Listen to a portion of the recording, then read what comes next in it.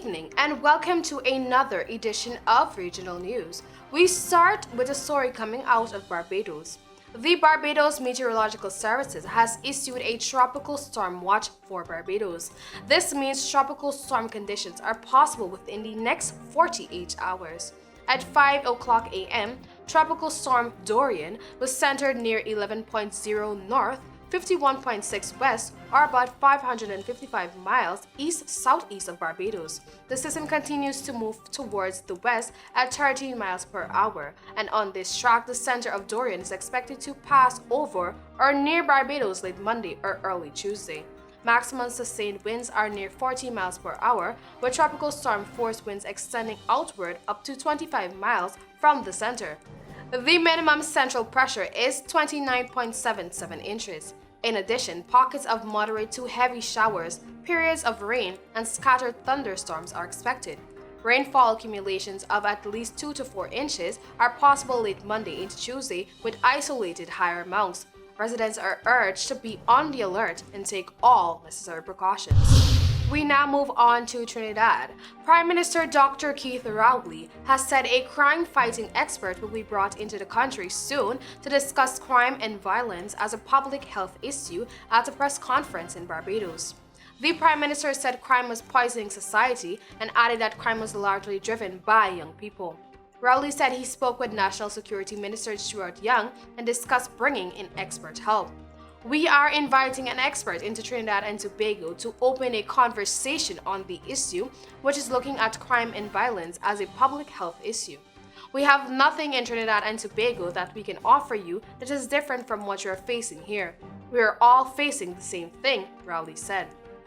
Barbados Prime Minister Mia Mottley said her government was tackling crime using heavy law enforcement and strong social work. She said the region needed to look at crime as a public health issue. We now turn to Brazil. Members of Brazil's Mura indigenous tribe painted their bodies with orange-red paint and took up long bows and clubs as they headed into the jungle this week, prepared for battle.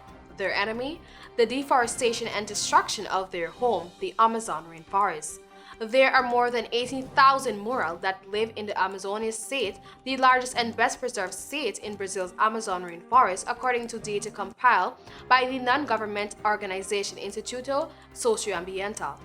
The Amazon deforestation has surged 67% in the first 7 months of the year from the same period a year ago, according to Brazil's space research agency, INPE.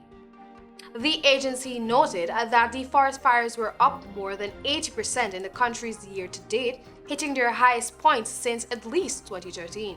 Environmentalists blame right-wing President Jair Bolsonaro, who has called for the development of protected reserves and railed against environmental fines, emboldening loggers and farmers who seek to clear the land, sometimes by setting fires. The Mura clan plans to fight against loggers and others exploiting the land by filing complaints with the country's environmental enforcement agency and public prosecutors. The clan says it will be a tough battle, with Bolsonaro having vowed not to set aside any more tribal land. Leader Raimundo Mura, a 73-year-old who has lived on the land his entire life, has vowed to fight to the bitter end.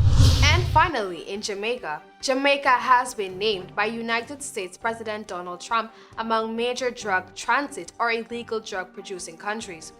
The designation was made in Trump's presidential determination on major drug transit or major illicit drug-producing countries for fiscal year 2020 report. America's Foreign Relations Authorization Act defines a major illicit drug-producing country as one in which 1,000 hectares or more of illicit opium poppy is cultivated or harvested during the year. 1,000 hectares or more of illicit coca is cultivated or harvested during the year. 5,000 hectares or more of illicit cannabis is cultivated or harvested during a year unless the president determines that such illicit cannabis production does not significantly affect the United States. And that was all for tonight's regional news.